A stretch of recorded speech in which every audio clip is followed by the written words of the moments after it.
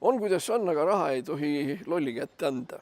Andrus Kivirähu rehepapp Sander ütleb endale seepi sisse söönud lollile sulasele Jaanile, sina sööksid ka sitta, kui tasuta saaks.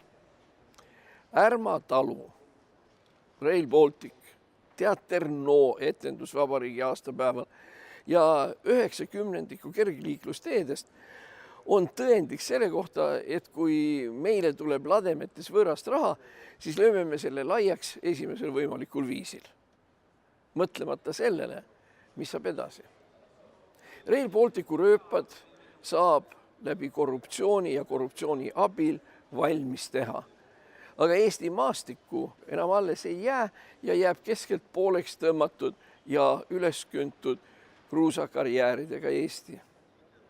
Sellepärast peabki ka Euroopas olema inimesi, kes ei ole mitte millegi eest vastutavad Euroopa Liidu ametnikud ja kes vastupidi nendele ametnikele oskavad mõista, et mitte igasugune rahasüst ei pruugi olla süsti saajale hüveks.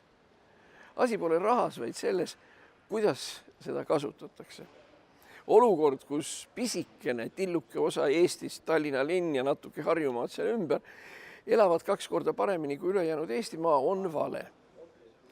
Arvestades meie vaimset võimetust seda märgata, peaks otsima sellise finantseerimise, et Eestimaa suuremas osas ei sulguks iga paari kuu tagant postkontor, pangaautomaat või maakauplus.